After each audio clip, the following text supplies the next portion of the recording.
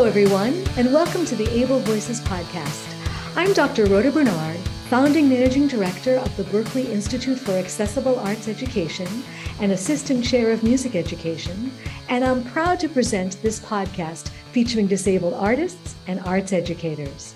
We are inviting artists with disabilities to be guest hosts for the Able Voices podcast. The guest host for today's episode is Precious Perez. Precious is a classically trained pop, R&B, and Latin vocalist, songwriter, and multi-instrumentalist with a double bachelor's degree in music education and vocal performance from Berklee College of Music. She is also a published children's author. Precious is blind. Her goal is to make a difference through doing what she loves and showing the world that blind people are as capable as everyone else. She hopes to inspire future generations to pursue their dreams and be successful in the same way that she has, because she knows that anything is possible and giving up is never an option. Precious aims to be the first blind Latina artist at the forefront of the Latin music industry. She is confident that she can lead, she can achieve, and she can be the one who alters the way that people see. Hello, everyone, and welcome to another episode of the Able Voices podcast. I'm your guest host, blind singer-songwriter and music educator Precious Perez, and today I'm very excited to have with me Question and Dan Romero, also known as Label, from Blind and Famous. They are both wonderful artists, talented producers in their own right, and they also are part of a group called Blind and Famous. Welcome to both of you. Thank How you. you doing today? Appreciate you. Thank you so much. Chilling. How are you? I'm doing well, just hanging out, vibing. It's a good day. So Yeah, far. It is. So, tell me a little bit about how each of you got into music, like how this became the thing that you do, and then how Blind and Famous happened. Whichever one of y'all wants to go first, go for it. You can start it, bro. Yeah, so when I was a kid, I used to sing to songs on the radio, and it was so funny because I was doing harmony, but I never knew what the name was. You know what I'm saying? So I would start singing with songs, and I would start adding my own bass lines in my head. And I'm like, wow, like, there's something really amazing about this. And that's how I got into it. And then when I was 13, I met someone who was a few years older than me. He was kind of like my mentor in singing. He talked to me about, he's like, yo, you got a voice. Like, you can really use your voice. And he was like, with just a few little tips and tricks here, you can really strengthen what you got. And I didn't believe it because I was just embarrassed. Like, I never really liked singing in front of people. So I was really, really embarrassed. And then, but that lit a fire under me. And so a couple years later, I was playing music in school. I finally picked up keyboards and piano in 8th grade. And throughout high school is when I started really learning how to produce music. And then I was like recording little songs in my mom's living room at the time on my computer. And I was just making these songs. And I went to go perform one at the talent show at my school. And like, it was a packed house. It was like 1,000+ people there. And there was this whole situation that happened because I had auditioned. Well, I didn't audition. They had assumed that I was just going to be playing piano. So when I got up there to perform, I'm like, where's the mic? Where's the mic at? You know what I'm saying? Because I'm going to sing too. So they bring the mic out. I perform. It's the first standing ovation of the night. And I remember, like, it was like 9 performances before me. So this whole night has gone by. We've seen everything. Incredible dancers, incredible, hip-hop artists, like, people doing some amazing things. But I was the first one who got a standing ovation. So my mom was at that show, and she cried. Like, she bawled because my mom never knew. Like, she knew that I like to tinker around and stuff, right. But she never knew how serious it was that it would drive people. And that was kind of like the driving force for me. So with that story, real quick, the one of the people who was running the show, she was some administrator at the school, came up to me and said I was automatically disqualified because I wasn't supposed to sing and I was only supposed to play keys, and the song was a little raunchy. What? And so at the end of that talent show, one of my brothers from high school, his name is Ricky Rosa. He was a Latin percussionist. He won the award. He won the talent show. And we were so tight. We had played shows together, and he was we were so tight. He was like, I don't think it's fair what happened to my bro. I want to share this award with my man. And then there was another standing ovation, and the crowd went crazy. The real one. And that was the one. That was like what literally pushed me to be like, I can do this singing thing. I could do it. So that's how it started. And then I was writing songs for people, and then I realized like writing songs is literally rapping with melody, right? Yeah. Mm-hmm. And so I started realizing that and started putting to paper raps and actually exploring that side of thing. That side of those things. So I got into rap later, but I realized like I wasn't gonna put out any rap songs or anything with me like spitting bars if it wasn't gonna be good, because it's such a high respected lane. You know what I'm saying? For sure. And so that's my story of how I really got into really singing and rapping. That's fantastic. That's a great story too, because it's like, you come out and you do this thing and nobody's realizes like the talent that you actually have until you get up and do it. And then you're like, whoa, what? That came out of you? Everybody was thrown off. So at school, it was a huge school. I went to a high school that sat on like 55 acres of land. Wow. And like I was just known through the whole school as the guy who sang, like the guy who sang and played keys. So it was really cool. It was such an amazing thing. That's awesome. Malik, how about you? How did you get started in all this?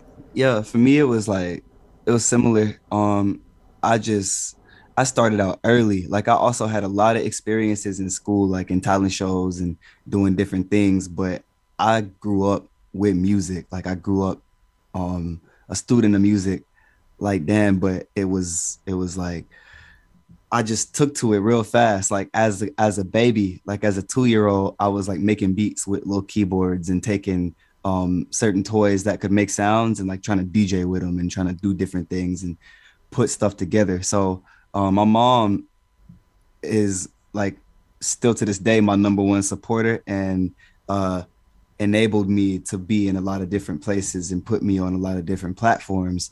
So literally from like 3 years old, she took me to different studios of like places that she had with her friends just in their crib, and they had keyboards that had like the drums I was looking for from the music I was listening to, hip hop music and just things I was studying. So I was able to just start putting my ideas down into the world and kind of understanding like, okay, these people really make beats, they're recording. Like we would leave and be walking around, and like the way the apartment was set up, they had like a window you could see, where they was at. And it was like, okay, they made a beat. Like I was just playing drums, they made a whole beat, they're making a song right now, rapping on the microphone. I want to do that. So then like 2 years later, like I started freestyling when I was 5, like in that same studio. My bro Big Neb, who actually now is a voiceover artist. He's done like commercials for Gatorade and things like that. But like he's an MC, he's an artist and a DJ. I done my spinning there. My first like experience with turntables was at his spot. So when I was 5, I went there and he had some beats on and they just had a microphone, and I started freestyling and he captured it. Like we made a CD of it that day, and it was a similar situation because I guess I had been kind of practicing to myself up until that point. It's a little bit hazy to remember. I know from that point forward, like I can remember anywhere I would be, like at school, at different daycares, camps, wherever, I would just be freestyling and honing my skills to myself. Kids might be playing games or doing whatever. And me being blind, sometimes like I wouldn't be included, or I wouldn't know how to go include myself. And so my outlet would just be the freestyle, and it was natural. I didn't care. I didn't think about it. It wasn't even like therapy at that time. It was more what I wanted to do, was to just hone my skill freestyling. So like I did that for a while and just like studied different people, focused on different artists in the game, and like living in Atlanta for a lot of time. Atlanta, it's it's a big city, but it's a small city. Everybody knows somebody. So Right. I was able to keep like going to different studios and meeting people. I had a chance to go to one of Young Jeezy video shoots when I was like 6 and just talk to him and meet him. And that like kind of lit a fire under me. I was playing keyboards and kind of learning melodies. I started trying to make beats for Jeezy that day. Like I wasn't good. What a time, because that was 2007. I mean, he was blowing up. When was that? Early 2000s? Yeah, that like was 2002? Like 03 probably. Yeah. 03? And he was really It was the Trap or Die. It was a Trap or Die video shoot. So it was crazy. amazing because I go there and I know the song, and then as I'm leaving, like, and then what is playing on the radio, you know, his song with Manny. So wow. You know, I was at his shoot, and then going home, I hear his music, and I just go there and I immediately just like start trying to make beats for him. And like I said, like I didn't have the sounds I needed at that time. I didn't have the skill I needed at that time. But now looking back on that, that was a certain drive. That was a certain like just inspiration. Like it was like I talked to this man, I had a certain feeling, and then that just kept me moving forward. So I mainly was rapping because I didn't have access to too much technology until I got to like middle school. And then I started learning how to make beats. And I sort of progressed through high school, and through my school, I worked with like a lot of my friends around me and learned a lot about different things I need to know how to make beats, like how to play certain chords, how to mix things. Just like a lot of tips that I would get here and there. But like my first beats, I actually made on the sound recorder program on Windows XP. Wow. Like I just, I took Back in the day. yeah, I had a school laptop in middle school, and like one of my mom's friends, like she kept me plugged in. She saw the talent and she harnessed it. Like she told me like, you go be famous, you gonna do this. Like it low key was before I even realized I wanted to do it, but I think she knew that it was something so different that I would end up wanting to do it. So she just would always look out for me. And like,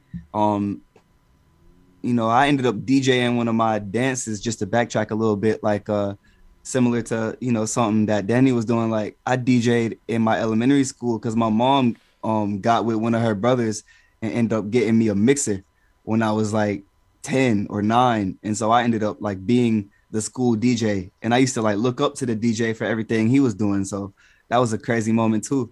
So she like had somebody else load my middle school laptop up with all the different programs I needed. And the school had loaded it up with JAWS. So now I was able to combine the music software with accessibility software. And I was able to figure out a way to use them both. And okay, this is what I can do. This is where the limits are. This software doesn't work. I got to kind of throw this one away. And the one I found was SoundForge 8, but I didn't quite know how to make beats in SoundForge yet. I learned later. So I just did a lot of tinkering with Sound Recorder and just really figured out a lot of different things and just progressed then through years of school making beats. It was weird. I like stopped rapping for a minute and focused solely on beats. And then I like around the time I graduated, I figured out how to put them both together. And then a year later, I went to the Colorado Center for the Blind. And around that time I met Label. He actually came like out there to visit some people in person. And that was when he was like honing his rap skills, and I was really getting back into rapping.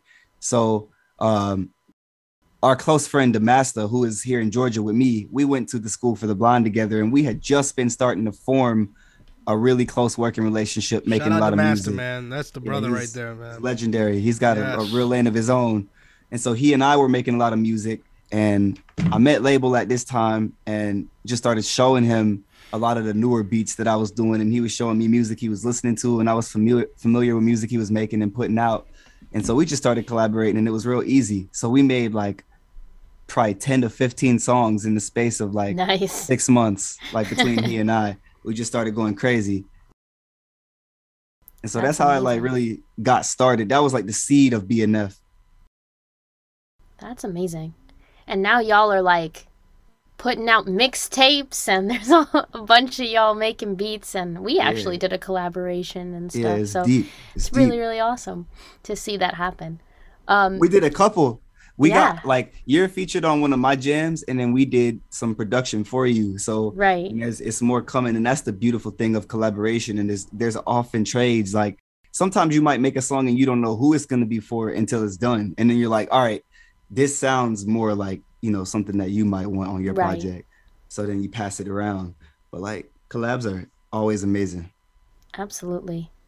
I feel like when you collab with your friends too, you know what I mean? Like when it's, for me, collaboration is real when you really connect with the person you're working with. Mm-hmm. So that's also a really fun aspect of all of this.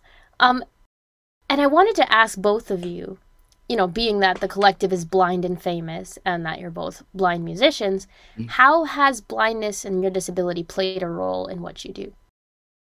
For me, it's something that I continue to learn more and more about as I grow. It's an experience that you never really stop learning. The world changes every day, and I didn't understand the responsibility that I had when I first started working in artistry. Going to the CCB, which is the National Federation of the Blind Center, they talk a lot about advocacy and, you know, self-independence and really knowing how to speak for what you need and understanding how to move on your own. And what comes with that is a lot of freedom, but a lot of responsibility. And you see that, you know, some blind people, unfortunately, a lot of blind people don't do that and don't really have a certain confidence level to do that. So for me, fortunately, because of the network around me, my blindness didn't hinder me a lot when I was a kid. I didn't realize some of the ramifications that could happen. But then as I grow older and I see different people's experiences and learn different things and learn more about advocacy and start to care more and start to understand why advocacy is so important, like now I've just been able to start to incorporate the fact that I am blind into things that I do. You know, Blind and Famous, I want it to be right in the front of everything. I want to talk about my cane in my music. I want to have my cane in my videos, in my video shoots, you know, when I'm on stage, different places. And there's times where maybe I don't need my cane if I'm doing some type of choreography. Like, you know, I'm a natural person. So, you know, whenever, if I'm playing a piano, you know, with both hands, I don't need my cane in this shot just nowhere. Standing up like against your arm, like, hey, I'm here. Just casually stabs yourself in the neck with it by trying to move around, you know. Yeah. So there's limits, but it's just something I keep learning, and something that I've learned is just vastly important and something that I'm very proud to represent for our people. Absolutely. I will tell you, one thing I've lived by is 9 out of 10 times you can't change your disability. You can change how people perceive you. And I really believe that it has strengthened how much time and effort I put into other things, because I'm not going to worry about something I can't change. And I think that's really important for people who have something. If there's something that you have and you know you love it and you know you want to like pursue it and really add on to it, the things that you can't change aren't things, and it's easier said than done, but they shouldn't be things you worry about. What you should worry about is making your next song. What you should worry about is, you know, connecting and really getting together with some of the people that are going to elevate you in whatever industry you're in and whatever you want to do. So I was very lucky to have a mom who let me be a kid. I had a mom who let me travel at 14 years old by myself on an airplane. And after that, honestly, it's kind of like it opened doors, because I proved to her that I was okay going somewhere for 2 weeks at 14 years old. So it was just like an unleashed beast. I just started traveling everywhere and visiting friends in Virginia and Tennessee. And I mean, I just started traveling to so many places and really getting connected with people. And so that was it for me. You know, I really think the background is having good people. I had a pediatrician, and I had my mom had great people around her to tell her, don't put him in a blind school. There's nothing wrong with him. You know, my pediatrician, rest in peace, Dr. Katz. She was such an influential woman in my life. She passed away with breast cancer. But she literally was she would look my mom in the face and be like, don't fall into the pressure of putting him in places that might limit him, because he's got a lot to offer. And so my mom really took that. She teamed up with some of the best people who she knew that weren't going to turn me down and weren't going to try to put me in a place where I literally I couldn't flourish. And so that was my chance, and that was my luck. That's amazing. And honestly, bless those people in our lives that, like, really, if our parents don't know better, will say, like, hey, they're okay. They're going to be okay. Yeah. Like, those are real ones for sure. We all need that guidance. Like, it takes a village, they say. Nobody's perfect. So it's definitely helpful to have people who can offer advice, like, in a lot of different areas. For sure. So we're going to hear an excerpt of y'all's music. Can you tell me a little bit about the first excerpt we're going to hear? Yeah. Which one you want to play first? Let's do Fine Ting first. I will tell you right now, this song literally put me on back on the map for singing, because I was rapping strictly for a few years. And I literally was spending some time with a friend of mine in Springfield, Missouri. And I got this beat in my Dropbox from another Blind and Famous member. His name is Matt Mac. Mm-hmm. And Matt Mac is just an incredible talent. He's out of Canada, and he's taking over Canada right now. Yeah, he's got songs like charting on their radio stations, and he's going to North by Northwest, which is happening now, or North by Northeast. It's like it's South by Canada version. He's taking over that, and he's been at like Canada Day recently, and different like hella different things up there. He's going crazy. Like, and the songs have charted so much. I mean, he's been on Sirius XM, as several spins. So I'm just so proud of him. But he sent me this beat, and I loved it. I loved the bounce. I loved how melodic it was, but very subtle. So it gave me so much room, and so I got to sing on there, and then that was it. That was the only song. That was that was just me on singing on the song. And then a couple years later, so that song came out right at the end of 2019. Mm-hmm. We go through COVID, all this stuff. I have a friend in Pennsylvania, Northeast Pennsylvania, who's a well-respected rapper, and his name is Lights Out. And Lights Out wanted to jump on the remix, and then of course I got Demaster and my man Question on the remix as well. And so it got to be a full-blown song, and got to kind of. It was like a rebirth, man. Like it gave new light to that song, and so this is what it sounds like.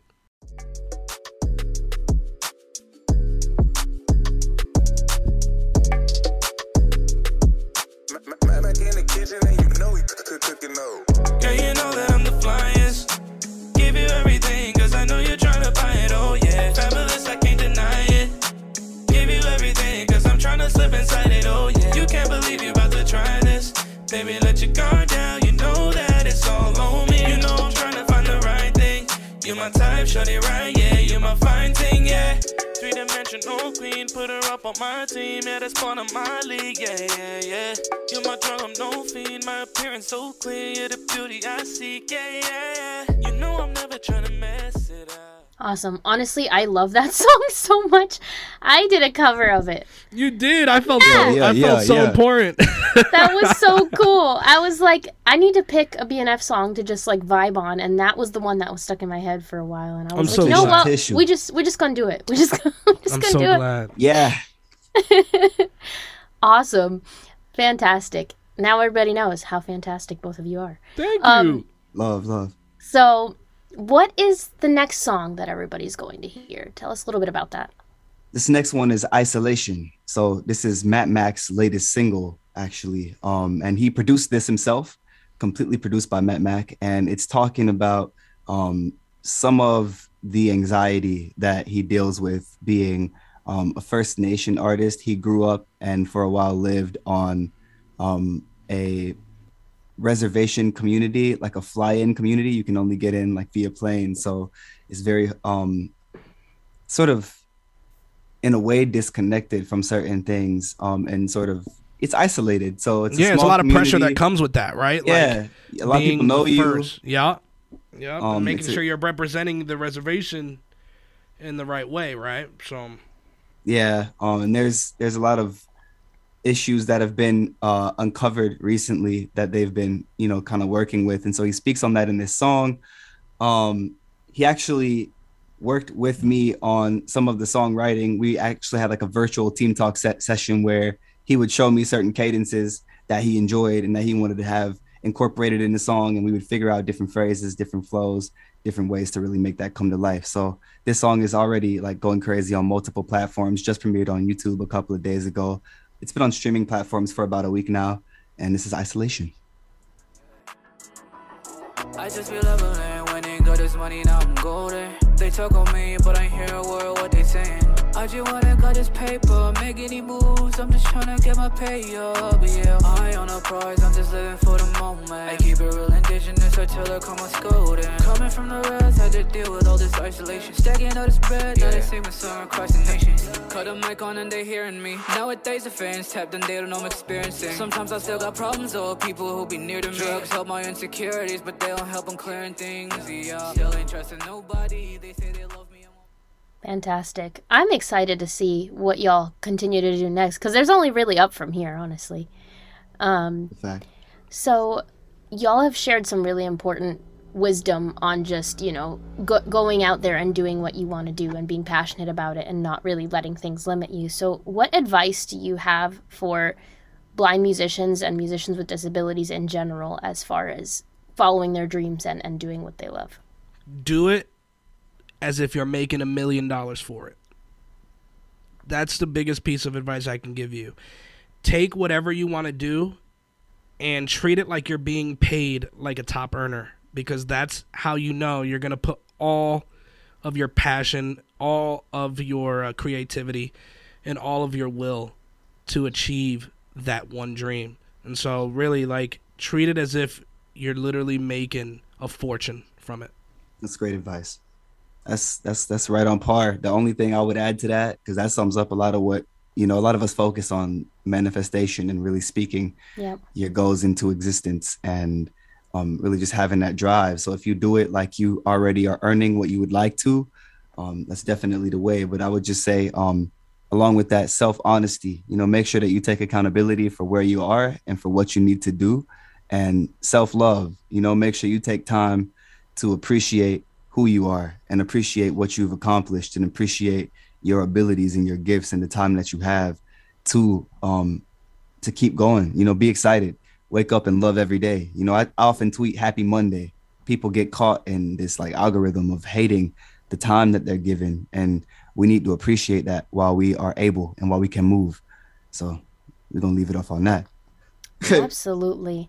Well, it's been wonderful having both of y'all here. This has been really great. I want you to plug yourself. Any projects you got coming up, share your socials. Where can everybody find each of you and both of you together as collaborators? All the things. Yeah, follow me, man, at Question ATL on Twitter, at Question ATL on Instagram. Also follow the gang at Blind Famous on Twitter, and go subscribe to the YouTube channel, Blind and Famous on YouTube. Go stream that new Isolation, Matt Mac's latest single, and stream that Bless Up under Question ATL. That's my latest single. You know what I'm saying? And label will let you know where to hit him up at. Definitely hit me up. So it's so interesting. My full-time situation is radio. I'm a radio personality, and so all my socials are under my radio name, at Romero on Air. But anytime I drop music, it's always going to be there. So at Romero on Air, literally, for Instagram, Twitter. You can find me on YouTube. You can find me on TikTok, and also, of course, like you said, follow Blind and Famous on Twitter, Blind Famous, and we would love to see you there, and we would love to know what you think of our music. Fantastic. This has been a wonderful episode. So glad y'all could make it and share with everybody. Thank you again. Thank you, Precious. Absolutely. Thanks, everyone, for tuning in. This has been another episode of the Able Voices podcast, and stay tuned. This concludes this episode.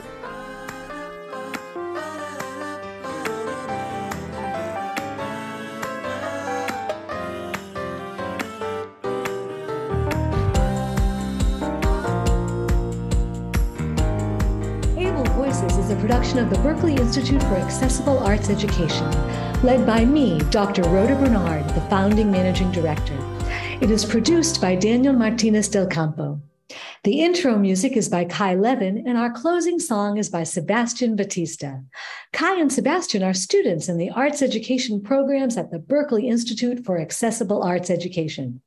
If you would like to learn more about our work, you can find us online at berkeley.edu/BIAAE or email us at BIAAE@berkeley, that's LEE.edu.